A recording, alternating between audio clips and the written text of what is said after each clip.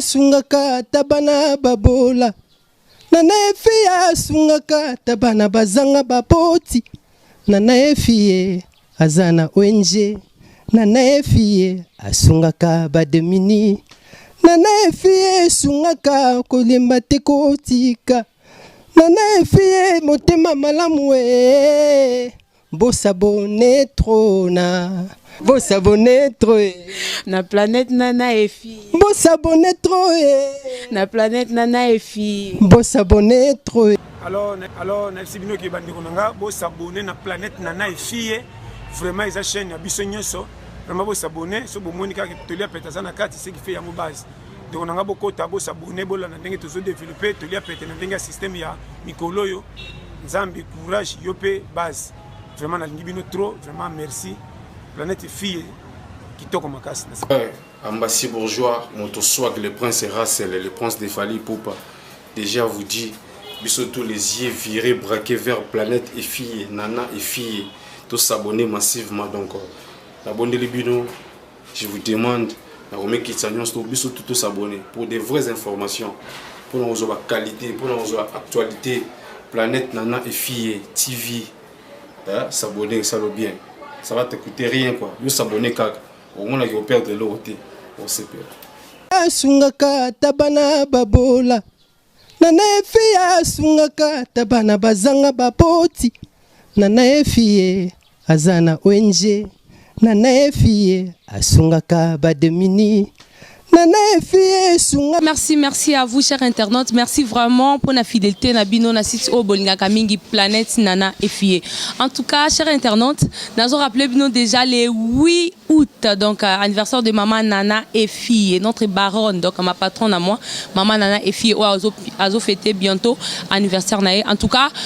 na kosenga la bino na mama nzambe toujours botala na numéro wana boka kobenga mama bo souhaiter bon anniversaire en tout cas et koleka bien puis biso awa to ko fêter parce que maman déjà s'est préparée et je dis un grand merci na Sonia et fille la fille de sa maman donc moi si on soutenir maman na ba problème na ba difficulté nyons en tout cas je vais te saluer et puis je te dis encore une fois merci et je dis merci aussi na tonton nanga vieux o asola ka bien et dos a ti tomber. Papa et deux actifs tombés. Oyo azana France donc vieux moko a solo la bien à bakulutu a solo la bien à pessi merci. Chers internautes comme d'habitude Naeli bino toujours histoire vraie nabino ya Choco Bekili. En tout cas chers internautes on rappelé bino toujours un bon contenu qu'on s'abonner na site Oyo Planète Nana et fille vous ne serez pas déçus. Et puis numéro ezana c'est bon continuer toujours ko benga biso bon continuer toujours ko benga ko pesa biso ba histoire na bino et puis ezala histoire vraie. Chers internautes, histoire vraie nabisu aleloza histoire oyo et salamina Suisse. En tout cas, il y avait une fille oyo abande ko va na Suisse. Fille wana azaki na appartement na Suisse. Afandaka na ye. Ayaki poto nde nini ba perdaki papa na bango maman salaki quelque chose, ba salaki be fort. Batinda ye na poto. Maman zaki na lupango papa tikaki batekaki moi parti à lupango pour que batinda la fille na poto. Fille a kokoma na poto a zupe appartement a komi ko vanda na Suisse. En arrivant en Suisse a komi ko mener vie na ye. La fille a bosani que poto a komaki yango maman mutatinda kiye pour que bazaki na papa te basaki fort pour que batina na poto pour asunga famille. Mwana mwasi wana en tout cas akipaka na ye famille te a komi na ye na poto a côté sentiment na bato poto azaka kolata ba embaka na ba wera ba jube donc akipa na famille même si maman la bango aza malade alobaka eloko mon côté ata ba bondeli atina mbongo abenga kate do a raisonnable lamu oyo famille na bango esalela ete kolela ya mama ana Kinshasa la fille abandaki ko vivre na mibali ebele na poto fille wana na appartement avandaki donc balemba ki etaka poto balemba muté po vie na yo eza ya yo mais ayi exagéra qui vraiment. La fille a commis qu'au vivre na mibali ebele azali lo koti o lo ba koti o lo ba koti o en même temps azo publier ba photo azo la ta bien akanga ba photo na ba whisky ba tapage mama ana Kinshasa a bokoli na mumbongo wa mapa ti bateki parti à lupango pour que akende poto a raisonner nyonso ana te mwana mwasi wana na face na ye azaki na voisine na ye moko bakutanaka na couloir parce que ezaki appartement bakutanaka na couloir tantine wana amonaka mwana mwasi wana ndenge abimaka akotaka aza vraiment na taille ya bien puis aza mwasi kitoko or mwana mwasi azalaki na face na ye azalaki mutu ya misala mabe aye kolinga aye kobaluka mwana mobali ye tantine wana ya ndoki azalaki na face ya fille wana oyo baparent na ye batindaki ye na poto abaluki mwana mobali a déranger n'est-ce quand ndinga bimaka ku tonton mon boye nde zaka biso ba jeune fille okuti tonton mon nzela lingi yo buka le olamba lo parce que la chocho la fille à question ba yepe ko kende na tonton wana na hôtel parce que azonga déjà tonton a ça le rapport sexuel après que ça le rapport sexuel moi na moi si wana abane ko mona sous tonton wana te car abimi na mbalelo après le bengi numéro na l'appareil de votre correspondant amona kaeli souté akutana kana été alukai na bandengos parce que ko balukando ki wana balu moi ça na balukai moi mbala bimaki tellement beau la fille a koka ki ta sepela ki ne makasi melekela ki ka que tonton mona bimane ki toko makasi to sala ne pe amour bien mais na mona keli souté moi si azo continuer toujours kolia ba tonton ya poto mbongo nzoka ko bima kina mwana mwasi wana baluka mwa mobali la fille yake okoma na zemi comme na zemi abi bon ngape na nga na mibale belé mais mutu ya suka nano avant na consenté que na zemi ya sa constant que naza na zemi na bima kina garçon moko mais garçon na tilelo na tikali ko mona e souté na vie nanga cher internaute la fille azuzemi abandi ko bambela batu bazaki lokwa 5 mibali moko ya liboso wana oyo ya mwana mobali wana mwana mwasi ndoki wana baluka mwana mobali na 4 tontons la fille a komi ko benga ba chérie na yo non moi je suis enceinte oh tu es enceinte OK tonton msusu wana oyabwe $3000 à ça l'accouchement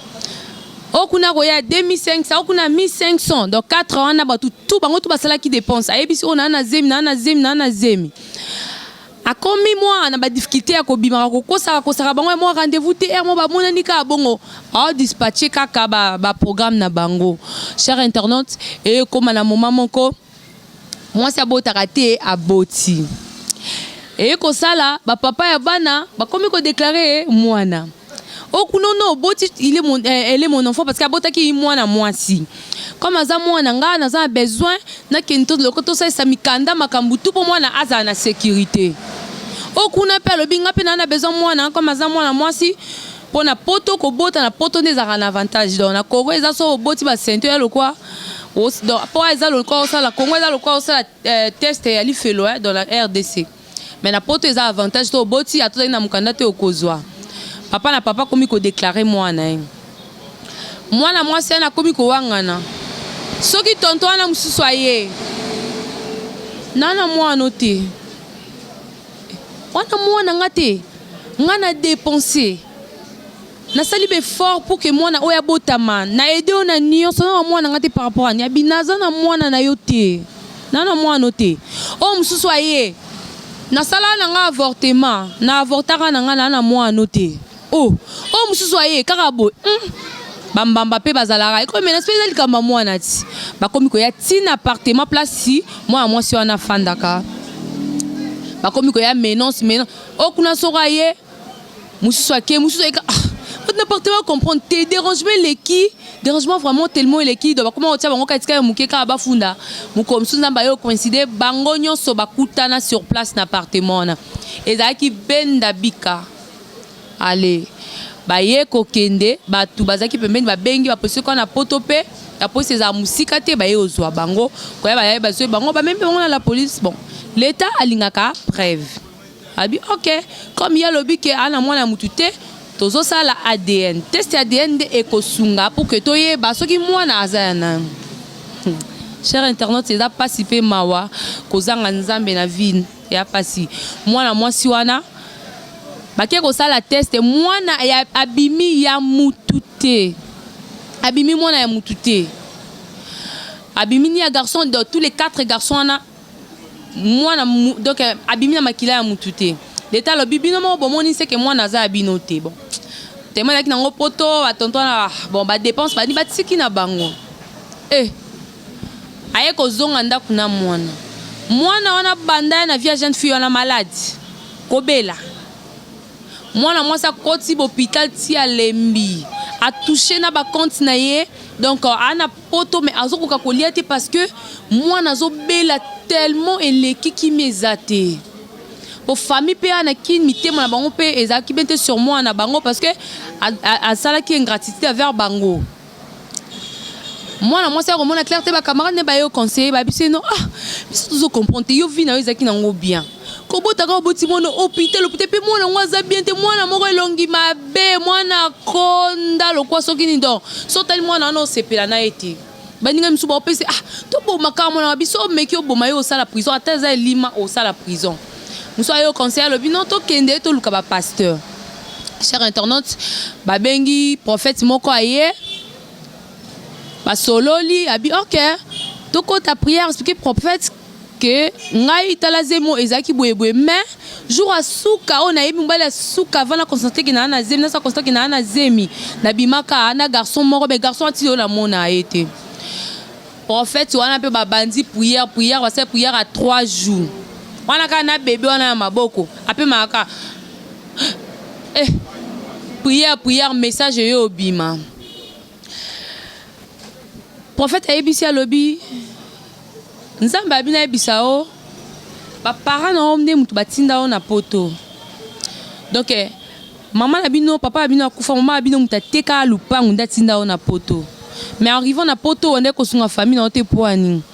oh pasteur abi oui eza place porte fungwa maki ya mwana mwana o ozali na maboko aza mwana te aza elima obota ena muninga na yo mwasi la fille a question abi nini muninga na nga mwasi abi oui eza mwana mwasi mutu eza na fille moko aza ndoki abanda kolandela o makasi abaluka mwana mwasi bon mobali alingi yo nde mukolo bobimaka na ndo koma na zemi donc mwana o na maboko na aza elima alors et pas nzambe loko moko ezaka impossible ezate nyonso eza possible pas nzambe soki o meki ko zelo baki obomaye carrément au sala prison to bondela nzambe to continuer ba prière soki nzamba koza molimo na ye azwa parce que o tozana na maboko aza mwana te cher internaute bino mo robotala likambo ya somo oyo donc eza histoire o esalami na Suisse au moment où je vous parle ba benginga partir Suisse ba pesinga si je pas ya mwana mwasi wana azana besoin bo sunga ya lobi na ebisa mama nana e fille aza musala nzambe mama oza musala nzambe alobi soutenir ye na ba prière sunga e asala nini alobi ke na ebisa bino bo bondela ngolu ya nzambe kita na vie na nzamba limbisa e parce que mwana o aza maboko na aza mwana normalement aza elima de deux famille na ye mutu moko linga koyamba ete ayebi ki asala ki mabe yango abenga ki biso na planète nana e fille comme si tu eza musala nzambe to soutenir ye na ba prière et puis na ba conseil menga na oyebi biso eloko moko faloza no na mutema posa la art ya bongo papa kufa mama atikali na bino azulu pangu ndamba teki po yondo zaki ya liboso batindi yo poto oki kozwa poto tie na mutu na yo to mona ba étranger bayaka na mboka oyo ozomona ke mutu ayende koluka basala ba jeter donc Nigérian so awuti Nigeria ye awa yende koluka azotonga na mboka na ye yoki na mboka bapaya ololona na mboka na yo kotala pe source na yo donc obwakisi famille na yo likolo ya bilamba oyo esilaka nango lelo luki o ebimi lobi o ebimi donc kolata na komela ememi o nulle part siko na minute toyebite to senga ngolu ya nzambe likolo na o mais toyebite o nzambe parce que nzambe apesi nzela na satana parce que oza ingrate na te ya bino toujours na lobi ke na moment oza soki bazote o makambo nzambe to mutu azosala o bolamu olinga toujours kozongisa mabe nzambe akopesa nzela na diable pour que a détruire yo nga na conseillera bino toujours toza toujours na kondima donc tondimela nzambe aleki nguya nga na oyebisa yo ke bondele pa ya nzambe tokosunga na ba prière nzambe akotouche pe mutema ya famille wana parce que alobi pardon eza force o elibéraka mutu soki okozonga na kin awa oya kosenga ba parents na o pardon yaka kosala ngo parce que ta maman souffre donc maman na yo azo souffrir na Kinshasa ya causa mwana na ye akolimbisa yo et puis na ba o ba landanga na moment ba jeune fille oyo biso toza parce que oza kitoko parce que oza na nzoto oyo eza mabele eza lo côté ce qu'on doit fréquenter ba mort comme on a que inutile ya kosala fier na mukili donc tokobanga nzambe bozala amour du prochain kolinga batu donc oyebisa bino comme on attend oyo donc conseil on a ko pesa yo ndeko nanga mwasi na oyo azolanda biso na moment oyo conseil na ko pesa ezake tolanda nzela ya nzambe tosala liboso tosala misala ya bolamu linga batu salela batu bolamu pesa ka ba dim na yo na action de grâce parce que nzambe a besoin nango donc tosalela nzambe et puis koyeba pe kosala économie na vie esungaka pe mutu donc nzambe kotamba atambolaka ba oyo azolia azobomba wana eza conseil nanga par makambo eza conseil nanga tosalaka pe ba économie tosalela nzambe tolinga pe batu en tout cas ndeko nanga mwasi likambo na odo en tout cas esalinga pas tellement makasi dans un temps moyen qu'on s'exprimer maintenant c'est le très haut à limbisayo ayo kelayo mawa donc à partir de là comment on sait l'anzambe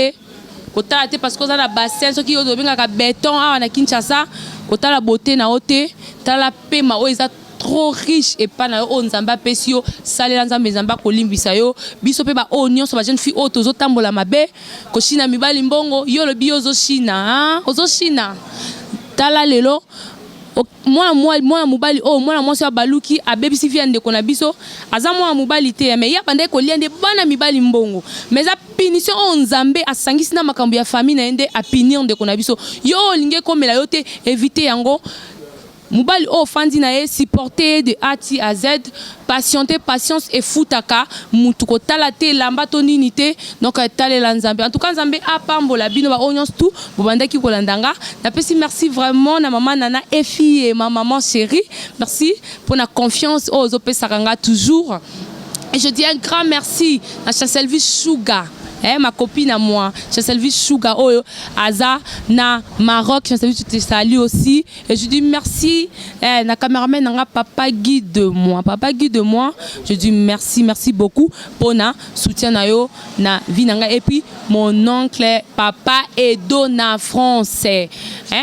Vieux oya solo la bien na ba kulutu. Oya zaka prom na mutute. Oya lingaka toujours kimia papa Edoza. Na France, na pesio, merci beaucoup. Chers internautes, tokutani li susu soki nzambe a zongite. Merci nzambe pambola bino. Ye azana ONG nana efie asungaka bademini nana efie sungaka kolemba te kotika nana efie motema malamu e bosabone trop na bosabone trop